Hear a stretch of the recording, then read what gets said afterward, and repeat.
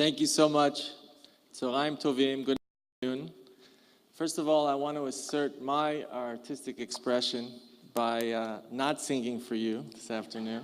I'll do you all that favor. And I was very moving to hear anthems sung so beautifully. I want to express how very pleased I am to be with you today for this very important discussion.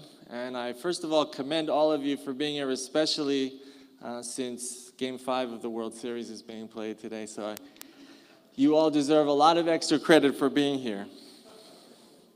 I want to thank Lana, Melman and Liberate Art for everything that you do to counter the attempts at a cultural boycott of Israel. This is a very important topic, and it's going to be a very meaningful and interesting discussion. I want to thank Wilshire Boulevard Temple and Israel Bonds for your support for today's event.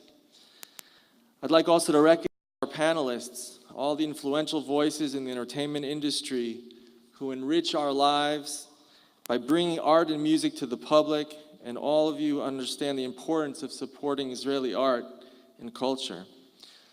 You know, it's very important to, when we have this discussion about the attempts to boycott Israel, and understand exactly what it is. I think at this point it's fairly agreed upon that it's not really an economic issue. The economic impact is not significant, but it's really a moral issue. And the moral voice is very important.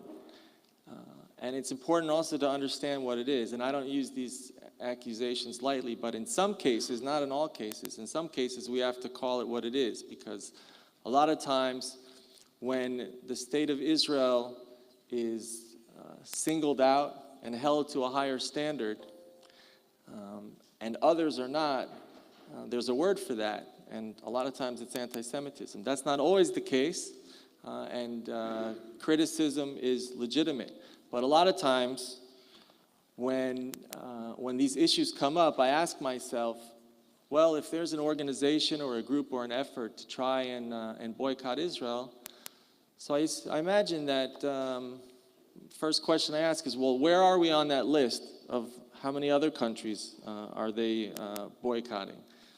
Iran, you know, for human rights and all kinds of different claims. China, many other countries, North Korea. And if the answer is that it's only one country, then in my book, that's anti-Semitism. If it were somewhere on the list of many countries, then as an Israeli diplomat, I feel I have to do my job better of explaining, of educating.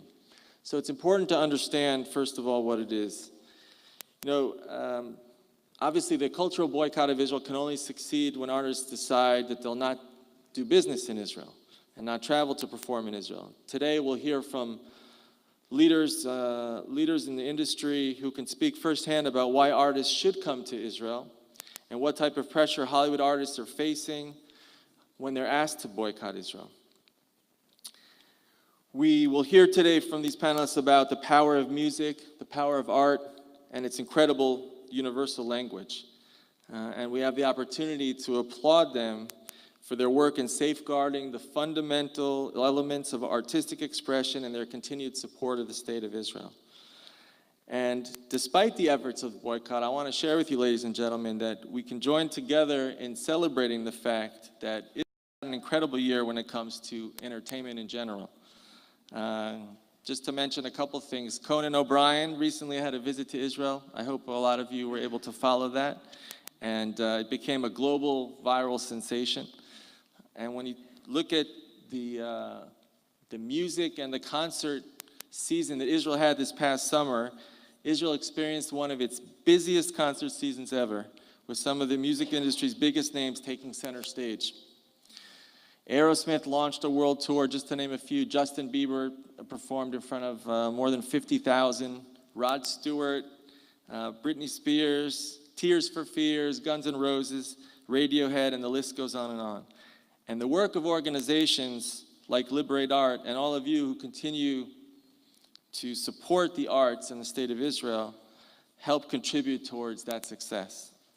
Israel's really gained international recognition for our film, music, theater, demonstrating to communities around the world that we're at the forefront of the arts. The same way that we're considered at the forefront of technology with our startup nation approach to being innovative has also overflown into this area of arts. And as an open and tolerant democracy, we're also proud of our strong, vibrant, and multicultural society that's built upon the foundation of creativity and ingenuity. I want to mention that the role that Israel Bonds plays here and why this partnership is such a natural one. Israel Bonds been there for the state of Israel every step of the way. It's always been an inseparable part of Israel's story, and the impact of Israel Bonds has been interwoven throughout the history of the country. And today we also recognize the role that this organization plays as an indispensable and vital asset of the Jewish state. Bonds investments have gone towards building, nurturing, and developing every sector in Israel, propelling the small country into a global economic engine. So supporting Israel through purchasing bonds and investing in bonds as a lifetime investment in the state of Israel is a perfect way to speak out against the cultural boycott. And I encourage all of you to continue to educate yourselves and encourage those around you to support the Israeli arts and culture and to invest in a flourishing state of Israel. Enjoy the panel discussion. Toda rabah. Thank you very much.